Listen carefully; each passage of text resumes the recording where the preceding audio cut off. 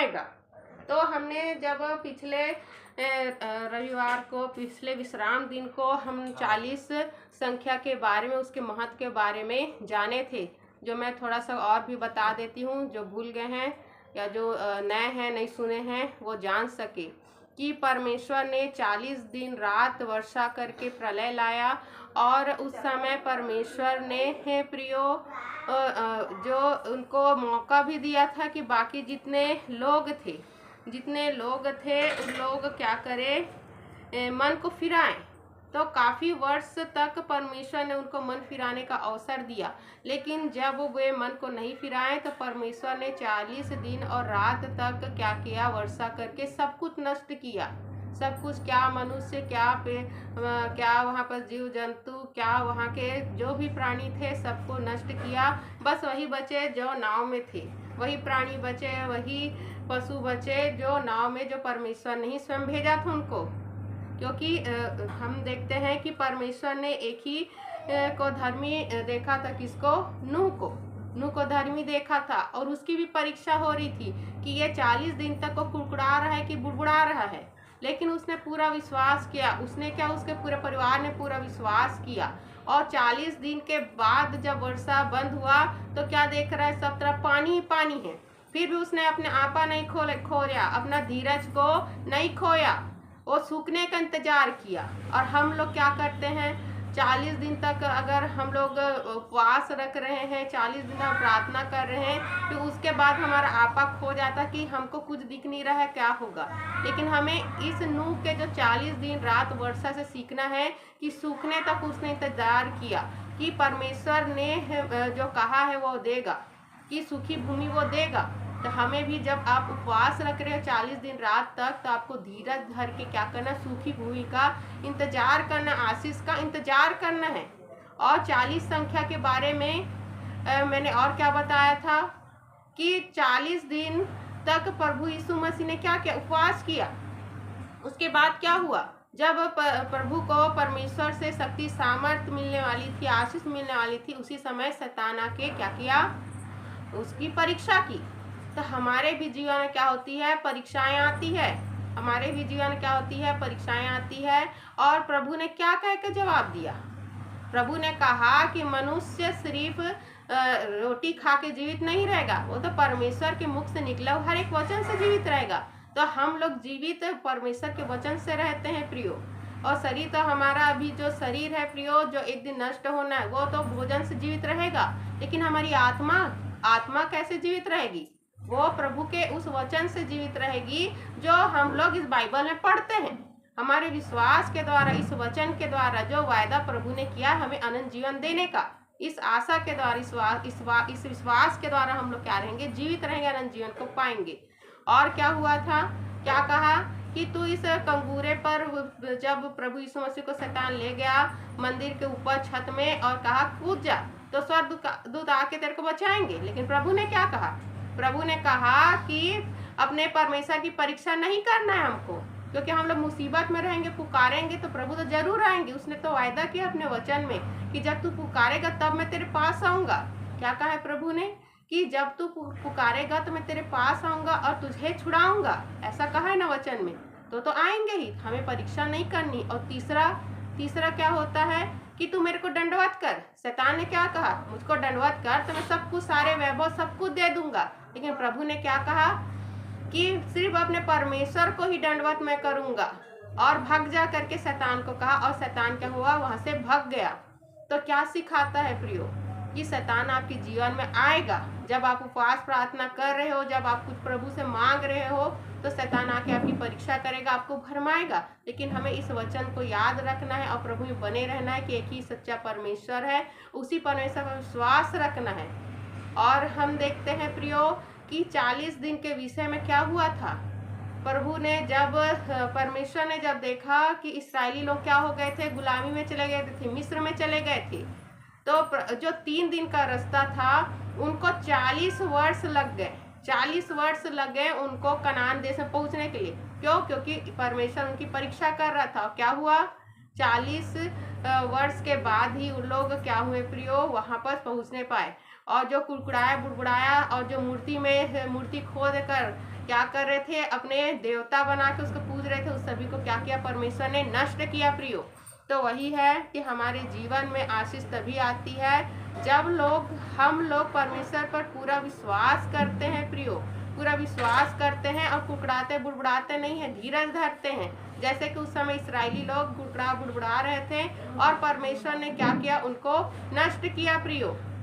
तो हम देखते हैं कि परमेश्वर का हर एक वचन हमको सिखाता है विश्वास करना, विश्वास में बने रहना प्रियो। और हमको क्या सिखाता है कि हम लोग हर बुराई से बचने पाए, हम लोग हर बुराई से बचने पाए और परमेश्वर की आज्ञाओं में हम चलने पाए।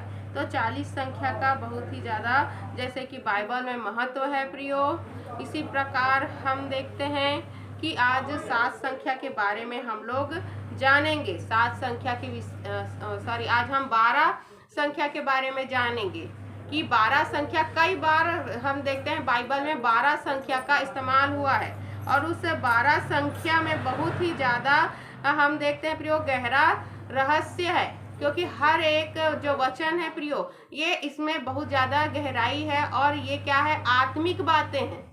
और ये आत्मिक बातें कोई साधारण मनुष्य नहीं जान सकता है, वही जान सकता है जिसको परमेश्वर प्रकट करेंगे, वही जान सकता है जिसको पवित्र आत्मा के द्वारा इसको समझाया जा रहा है।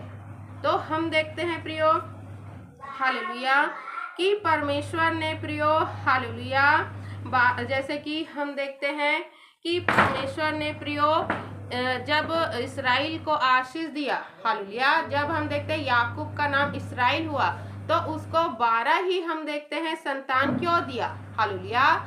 तो 12 संख्या का क्या मतलब होता है, 12 जो संख्या होता है प्रियो वो पूर्णता का दिखाता है। 12 महीने होते हैं वो पूर्णता को दिखाता है। 1 से 12 महीना क्या होता है, पूर्णता मतलब कि भरपूरी को दिखाता है, पूरा को दिखाता है।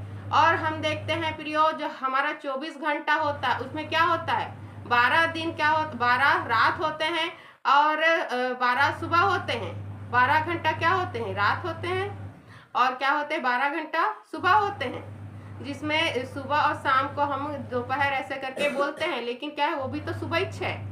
तो हम देखते हैं प्रियो परमेश्वर ने 24 घंटा दिया है तो उसमें भी 12 घंटा रात दे दिया है और 12 घंटा क्या दिया है, परमेश्वर ने सुबह दिया है। और इसी प्रकार जब आप देखोगे हालेलुया कि परमेश्वर ने 12 दिन दिए हैं और 12 घंटा रात दिया है। तो इसी प्रकार परमेश्वर ने प्रियो जब आप उत्पत्ति अध्याय 35 को 22 से 26 तक पढ़ोगे, उत्पत्ति अध्याय 35 को जब आप 22 से 26 को पढ़ोगे तो 12 गोत्र आपको इस्राएल के पता चलेंगे और इसी इस्राएल के गोत्रों के द्वारा ही क्या हुआ, परमेश्वर ने आशीष का नींव धरा। क्योंकि परमेश्वर प्रियो पूर्णता और हम देखते हैं प्रियो प्रकट करते, पूर्णता को प्रकट करते हैं। जैसे कि जो 12 जो संख्या होता है वो परमेश्वर की पूर्णता और योजना और प्रशासन मतलब कि जो परमेश्वर का शासन होता है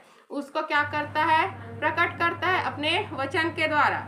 जैसे कि हम लोग देखते हैं प्रियो कि जब आप 35 उत्पत्ति अध्याय 35 के 22 और 26 में जब आप पढ़ोगे तो आपको इस्राएल के 12 गोत्र के 12 जो गोत्र हैं प्रियो उसके नाम पता चलेंगे, जो याकूब की संतान है जिसको परमेश्वर ने इस्राएल नाम दिया, हालेलुया।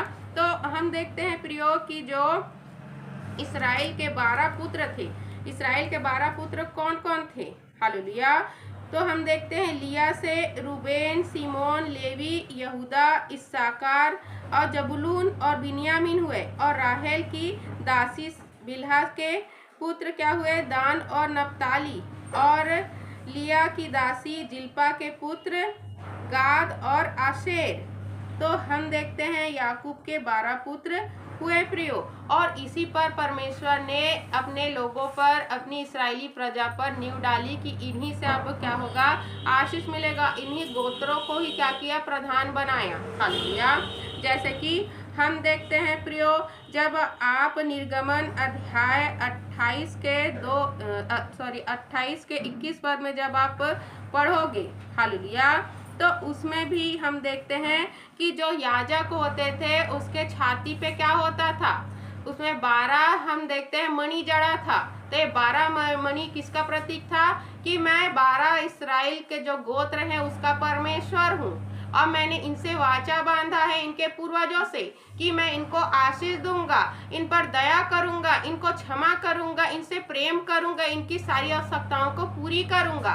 तो हम देखते हैं प्रियो कि याजक के भी जो वो हम देखते हैं प्रियो जो पहनता थे, हालेलुया। तो उस समय जो याजक लोग प्रियो अपने छाती में जो पट्टी लगाते थे उसमें 12 क्या था, मणि जड़ा था, क्योंकि वो 12 गोत्र का प्रतीक था और परमेश्वर का वो वाचा का प्रतीक था कि परमेश्वर ने अपनी इस्राएली प्रजा को आशीष दिया है, हालेलुया।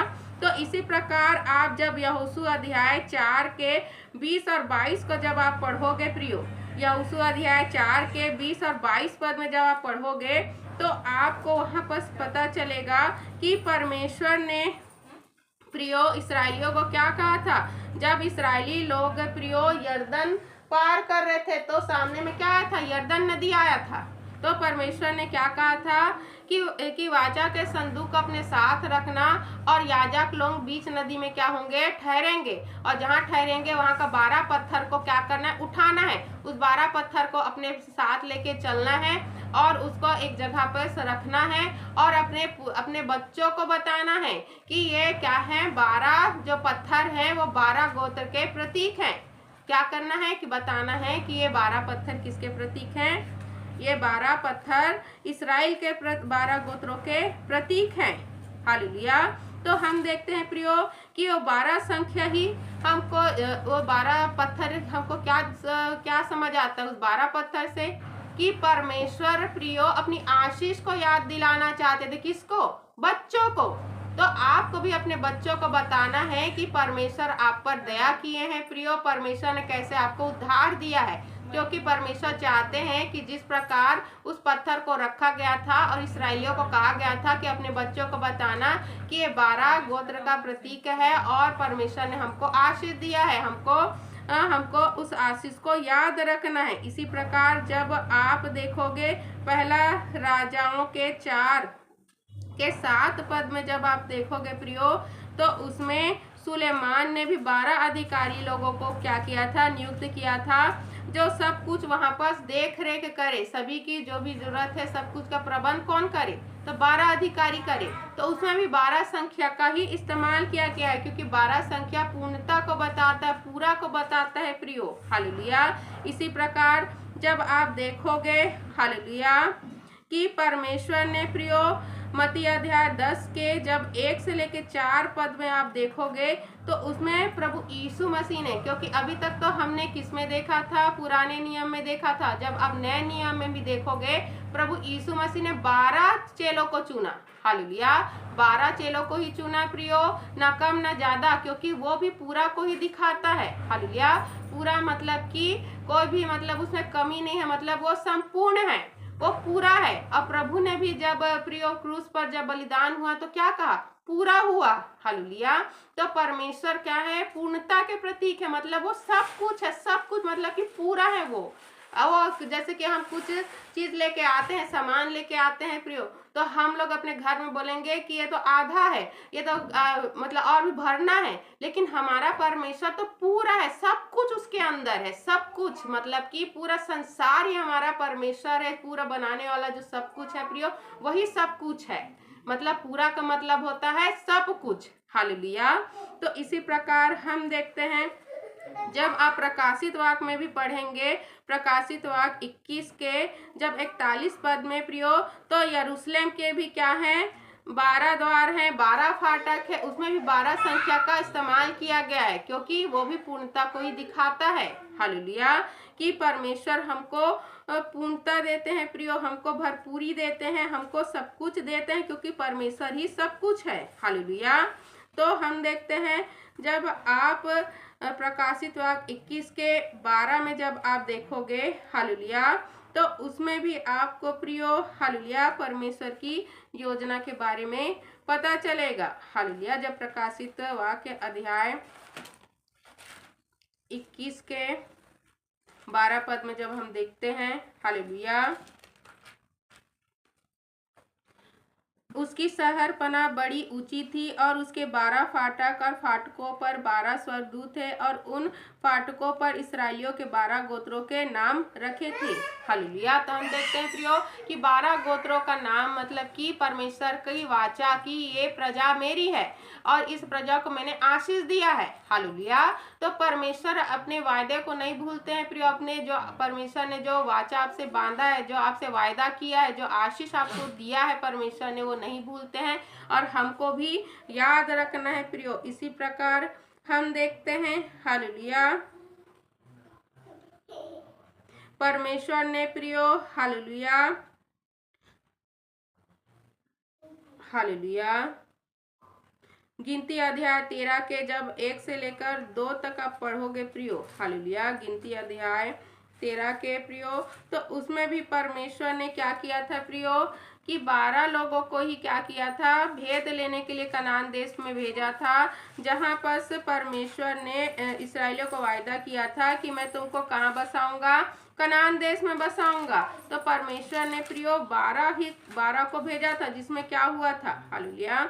तो हम देखते हैं प्रियो कि जिसमें क्या हुआ था, जो हालेलुया बाकी जो इस्राएली थे वो कुड़कुड़ाने बुड़बुड़ाने लग गए, लेकिन हम देखते हैं यहोशू और जो कालेब थे वही परमेश्वर पर सच्चा विश्वास रखने वाले थे और प्रियो वही परमेश्वर के हम देखते हैं प्रियो आज्ञाओं में चलने वाले थे। बाकी लोग क्या कर रहे थे, परमेश्वर पर ही क्या कर रहे थे प्रियो, कुड़कुड़ा बुड़बुड़ा रहे थे।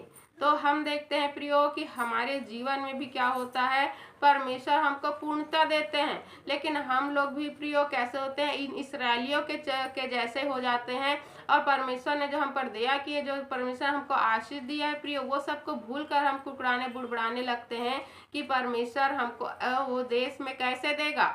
हमको शक आ जाता है वो देश कैसे देगा। जैसे कि उस समय इसराइली लोग क्या कर रहे थे, शक कर रहे थे कि वहां तो बलवंत मनुष्य रहते हैं, अन्य जाति लोग रहते हैं जो हमसे बलशाली है और हम लोग तो उनके सामने कुछ भी नहीं, हम तो हमारी हाइट भी बहुत छोटी है, वो तो बड़े बड़े हाइट के हैं, बड़े बड़े उनके क्या है, ऊंचे ऊंचे उनके क्या है हाइट है, हालेलुया। तो लंबे लंबे उन लोग लंबे लंबे है, ऐसा करके उन लोग देख के ही उनको डर गए थे, क्योंकि हम देखते हैं प्रियो उनकी हाइट भी दानव जैसे बहुत ज्यादा लंबे लंबे उन लोग थे, हालेलुया। लेकिन जो परमेश्वर ने उनको प्रियो मिस्र देश में जो चिन्ह चमत्कार करके निकाला था, वो सबको उन लोग भूल गए थे कि परमेश्वर तो शक्तिशाली है और बिना युद्ध किए फिरौन के पूरे सेना को परमेश्वर ने मारा था, उनको समुद्र में डुबा दिया था, ये सबको भूल गए थे वे। लेकिन 2 लोग क्या थे, खरे थे विश्वास में, कौन, कालेब और यहोशू, जिसको परमेश्वर ने आशीष दिया कि तुम लोग और तुम्हारे बच्चे लोग क्या करेंगे, उस आशीष के देश में बसने पाएंगे। लेकिन ये जो कुड़कुड़ा बुड़बुड़ा रहे हैं ये लोग नहीं पहुंचेंगे, लेकिन इनके बच्चे लोग पहुंचेंगे, ऐसा करके परमेश्वर ने कहा प्रियो। क्योंकि जब हम लोग शक करते हैं तो आशीष को खो देते हैं प्रियो, लेकिन परमेश्वर अपने वायदे को नहीं भूलता है कि परमेश्वर ने हमको अपना इस्राएली प्रजा बनाया है तो हमारे बच्चों को आशीष देता है। शर्त यह है कि हमारे बच्चे परमेश्वर को क्या करें, विश्वास करें, हालेलुया। तो इसी प्रकार हम देखते हैं प्रियो, हालेलुया, कि जब आप, हालेलुया, पहला राजा 18 के 31 और 22 पद में जब आप देखोगे प्रियो, तो उसमें भी 12 एलिया ने क्या किया था प्रियो, 12 पत्थर का वेदी बनाया था, हालेलुया, 12 पत्थर से वेदी बनाया था प्रियो। तो 12 क्या दर्शाता है, परमेश्वर के वादा को, परमेश्वर के आशीष को याद दिलाना हमको बताता है और ये बताता है कि जो इस्राएल है प्रियो वो परमेश्वर की प्रजा है। और जब हम लोग अब्राहम को अपना, जब हम प्रभु यीशु मसीह को अपना मसीहा उद्धार करता ग्रहण करते तो हम किसके वंश के हो जाते हैं, हम लोग अब्राहम के वंश के हो जाते हैं, हम लोग इस्राएली प्रजा में शामिल हो जाते हैं, हम लोग इस्राएल बन जाते हैं, हालेलुया। तो हम लोग क्या हो गए, अब हम लोग अब्राहम के वंश के हैं प्रियो और अब हम परमेश्वर की संतान हैं। इसी प्रकार जब आप देखोगे मत्ती अध्याय 10 के जब आप 2 से 4 पद में देखोगे तो आपको प्रभु यीशु मसीह के 12 चेलों के नाम दिखाई देंगे, जो प्रभु ने 12 ही चेलों को चुना था, क्योंकि वो पूर्णता का प्रतीक था प्रियो। और परमेश्वर ने अपने 12 चेलों को क्या किया था कि जाओ तुम लोग क्या करो, रोग बीमारी से ग्रसित लोगों को चंगाई दो, छुटकारा दो, और जिन लोग के अंदर दुष्ट आत्मा उसको निकालो, परमेश्वर के राज के बारे में बताओ, परमेश्वर के बारे में बताओ। ऐसा करके परमेश्वर ने उनको आज्ञा दिया था। और जब प्रभु यीशु मसीह स्वर्गरोहण हुए प्रियो, तो उस समय उन्होंने क्या कहा, जो आज्ञा मैंने तुमको बताया है उसे क्या करो, चेला बनाओ और उनको सिखाओ। हालेलुया। कि जो आज्ञा मैंने तुमको क्या किया है, तुमको दिया है, जो आज्ञा तुमको बताया है, तो उसको लोगों को उस आज्ञा को मानना सिखाओ। ऐसा करके प्रभु ने कहा प्रियो 12 चेलों को। हालेलुया। तो हम देखते हैं कि प्रभु ने प्रियो मत्ती अध्याय 14 के जब आप 12 में पढ़ेंगे तो भोजन के बारे में क्या बताता है बाइबल का वचन। हालेलुया। कि प्रभु यीशु मसीह ने 5 रोटी और 2 मछली को खिलाया, तो क्या हुआ, 5000 लोग खाए उसको। हालेलुया। 5 रोटी और 2 मछली को 5000 लोगों ने खाया, जिसमें स्त्री और बच्चों को गिना नहीं गया था। लगभग 10,000 लोगों को खिलाया। और कितनी टोकरी उठाई गई, 12 टोकरी भर के उठाई, तो उसमें भी 12 है। मतलब कि परमेश्वर आपको खिलाता है प्रियो। हालेलुया। आपको क्या देता है, भोजन में आशीष देता है। ये हमको ये बताता है प्रियो, हालेलुया, कि हमारा भरण पोषण करने वाला कौन है, यहोवा परमेश्वर है। जिसको आप विश्वास करोगे तो आपका 12 टोकरी भी भरा रहेगा, ऐसा परमेश्वर बताता है। 12 किसका प्रतीक है, भरपूरी का। तो वही है कि परमेश्वर पर आप विश्वास करो, आपको खिलाएगा, लेकिन वो आपको 12 टोकरी भी देगा, साथ में आपको भरपूरी भी देगा, वो खत्म नहीं होगा। हालेलुया। तो 12 का बहुत ज्यादा महत्व है प्रियो। और जब आप प्रकाशित वाक्य में आप देखोगे 22 के 2 पद में, तो स्वर्ग में भी आपको भरपूरी का दिखेगा। हालेलुया। जब आप प्रकाशित वाक्य 22 के 2 में, कि उस नदी की सड़क के बीचों बीच बहती थी, नदी के इस पार और उस पार जीवन का वृक्ष था, उसमें 12 प्रकार के फल लगते थे और वह हर महीने फलता था, और उस वृक्ष के पत्तों से जाति जाति के लोग चंगे होते थे। तो वहां भी 12 प्रकार के क्या होते थे, क्या होते हैं, फल होते हैं। कहाँ, स्वर्ग में प्रियो। स्वर्ग में क्या है, जीवन का वृक्ष है प्रियो। इसी जीवन के वृक्ष के फल को हम देखते हैं प्रियो, परमेश्वर ने पहले इस वृक्ष को कहाँ रखा था, अदन की वाटिका में रखा था। और परमेश्वर ने क्या कहा था प्रियो, हव्वा और आदम को, कि बीच में जो भला बुरा का पेड़ था, तो उसके फल को तुमको नहीं खाना है। तो जब उन्होंने उस फल को खाया, तो परमेश्वर ने कहा कि तो जीवन के वृक्ष का फल को भी खा लेगा और अमर हो जाएगा। इसलिए फिर परमेश्वर ने क्या किया, मनुष्य को पृथ्वी पर रख दिया प्रियो। और हम देखते हैं वो कहाँ पर से, जीवन का वृक्ष कहाँ पर से, स्वर्ग में है। हालेलुया। जहाँ पर 12 प्रकार के फल होते हैं, उस फल को खाने से कोई भी आदमी बीमार नहीं रहेगा, भला चंगा रहेगा, मतलब कि वो अमर रहेगा। उस फल को खाने से वो क्या रहेगा, अमर रहेगा। हालेलुया। तो ये हमको क्या दिखाती है, ये 12 फल हमको क्या बताते हैं, स्वर्ग में भी पूर्णता है। हालेलुया। किसकी, परमेश्वर की आशीष की। हालेलुया। तो 12 किसका प्रतीक है, पूर्णता का, भरपूरी का। हालेलुया। और परमेश्वर के हम देखते हैं न्याय का प्रियो, जो परमेश्वर न्याय करता है, परमेश्वर के दया का, जो परमेश्वर हम पर दया करता है अपनी वाचा को याद करके। और क्या है, परमेश्वर की आशीष का, जो परमेश्वर ने प्रियो हमेशा हमको दिया है, क्योंकि हम लोग परमेश्वर की क्या है, प्रजा है। हालेलुया। तो हमें क्या करना है प्रियो, कि परमेश्वर के सारे वचनों से परमेश्वर के भलाई को याद करना है, कि कैसे 12 गोत्र परमेश्वर ने बनाए प्रियो, और कैसे परमेश्वर ने 12 गोत्रों को आशीष दिया है, और कैसे 12 चेलों को बनाया परमेश्वर ने, ताकि वे लोग परमेश्वर की आज्ञाओं को हमको मानना सिखाए। हालेलुया। तो परमेश्वर क्या है, पूर्ण है प्रियो, वो संपूर्ण है, वो सब कुछ है। हालेलुया। और परमेश्वर हमको व्यवस्थित रहने के लिए बोलते हैं, क्योंकि हर चीजों में आप परमेश्वर की व्यवस्था को देखेंगे जो व्यवस्थित है। तो हमको भी अपने जीवन में क्या करना है, व्यवस्थित रहना है। व्यवस्थित रहने का क्या मतलब है, कि जीवन आपका क्या किसका है, परमेश्वर का है, उसको आपको समय देना है प्रियो। हालेलुया। तभी आप व्यवस्थित रहने पाएंगे अपने जीवन में, मतलब कि आप स्थिर रहने पाएंगे, आप प्रियो एक जगह अच्छे से रहने पाएंगे। नहीं तो फिर आपके जीवन में अशांति रहेगी, गड़बड़ी रहेगी, इधर उधर आप भटकते रहेंगे, आपका जैसे कि कोई चरवाहा ही नहीं है। लेकिन अगर आप प्रभु को मानेंगे तो आप लोग व्यवस्थित रहेंगे, क्योंकि परमेश्वर व्यवस्था करने वाला, अव्यवस्थित करता है प्रियो, सब चीजों को एकदम परफेक्ट करता है परमेश्वर। हालेलुया। वैसे आपके जीवन को भी बनाएगा। पढ़ेंगे, सुनेंगे, समझाएंगे वचनों पर ढेरों आशीष हमें देने के लिए हम धन्यवाद करते हैं परमेश्वर का। धन्यवाद प्रार्थना को प्रभु यीशु मसीह के नाम से मांगते हैं, आमीन।